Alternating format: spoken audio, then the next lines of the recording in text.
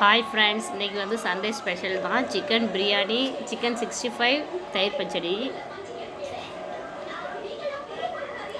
நல்லா பொலன்னு வந்துருந்துச்சு.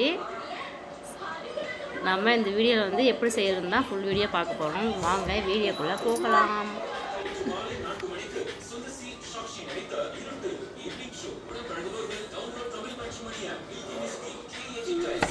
ஃபஸ்ட்டு வெங்காயம் தேவையான அளவு கட் பண்ணிக்குவோம். நான் வந்து அரை கிலோ அரிசி தான் போட்டு செஞ்சுருந்தேன். அதுக்கு வந்து 1/4 கிலோ அளவு 1/4 கிலோ வெங்காயம் கட் பண்ணிக்குவோம்.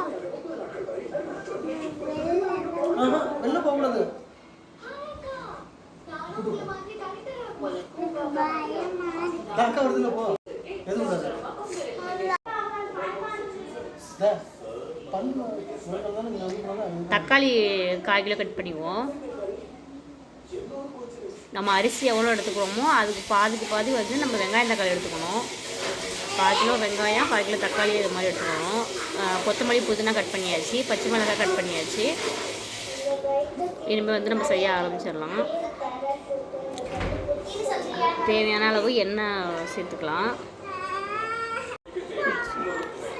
பட்டை, சோம்பு, கிராம்பு, ஏலக்காய், கசகசா எல்லாமே சேர்த்தாச்சு. அதில்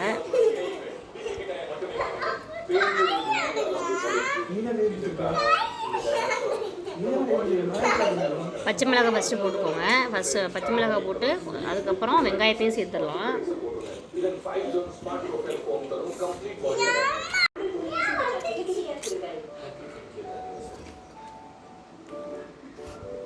நல்லா வதக்கி விட்டுக்கணும்.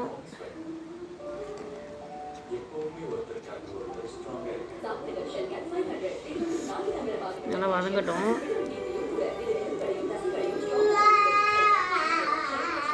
வதங்கிட்டு இது மாதிரி வந்து பொன்னிறமாக வர்ற வரையும் நம்ம நல்லாவே வளர்க்கணும். அப்போ தான் பிரியாணி நல்லா இது மாதிரி பொன்னிறமாக வர வரையும் நல்லா வதக்கிட்டோம். அதுக்கப்புறம் இஞ்சி பூண்டு பேஸ்ட்டு சேர்த்துக்கணும். இஞ்சி பூண்டு பேஸ்ட் நிறையா சேர்த்தா தான் டேஸ்ட்டு நல்லாயிருக்கும். இஞ்சி பூண்டு பேஸ்ட்டு கொஞ்சம் அதிகமாகவே சேர்த்துக்கலாம்.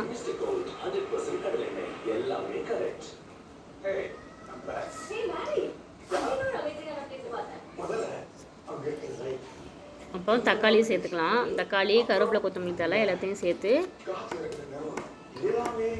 கொஞ்சம் கல் உப்பு சேர்த்துக்குவோம். சேர்த்து நல்லாவே வதங்கணும். சிக்கன் அலசி பக்கத்தில் வச்சுருக்கேன். இப்போ வந்து மிளகாத்தூள் போட்டுக்குவோம். வேறு எந்த மசாலாவும் வேண்டாம். மிளகாத்தூள், கொஞ்சமாக சிக்கன் மசாலா,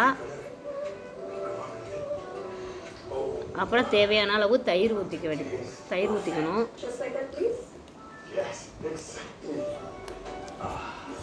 எல்லாமே சேர்த்ததுக்கப்புறம் கொஞ்சம் நல்லாவே கொஞ்சம் கிளறி விட்டுக்கலாம்.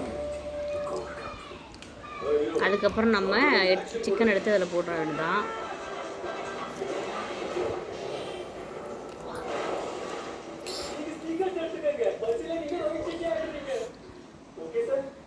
நல்லா கிளறி விட்டுக்கோங்க. கொஞ்ச நேரம் வேகட்டும் அப்படியே மசாலா வந்து. அப்போ தான் சிக்கன் நல்லாவே இறங்கும்.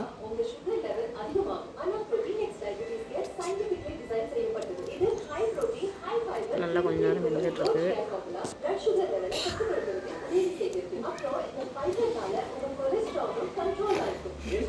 அப்புறம் நம்ம தண்ணி ஆட் பண்ணிக்கலாம். இப்போ நம்ம 2 டம்ளர் அரிசி போடுறோம் அப்படின்னா 4 டம்ளர் வந்து தண்ணி சேர்க்கணும். தண்ணி சேர்த்தாச்சு. தண்ணி சேர்த்ததுக்கப்புறம் நல்லா கொதிய விடணும். கொதி விட்டதுக்கு அப்புறம் தான் நம்ம வந்து அரிசி ஆட் பண்ணணும். அரிசி நான் வந்து ஒரு அரை மணி நேரத்துக்கு முன்னாடியே கொஞ்சம் ஊற வச்சுட்டேன். ஊற வச்சு நம்ம செஞ்சோன்னா சீக்கிரம் வெந்துடும். அரிசியை சேர்த்துக்குவோம். அரிசியை சேர்த்து நல்லாவே கிளறி விட்டுக்கணும். கிளறி விட்டுட்டு நல்லா கொஞ்சம் நேரம் கொதிக்கட்டும். கொஞ்சம் பாதி அளவு வெந்ததுக்கு அப்புறம் தான் நம்ம வந்து தம் பண்ணணும். அதுக்கப்புறம் என்ன பண்ணணும்னா கொஞ்சமாக லெமன் பிழிஞ்சிக்கலாம். மூடி போடுறதுக்கு முன்னாடி லெமன் சேர்த்துட்டு கொஞ்சமாக நெய் சேர்த்துக்கலாம்.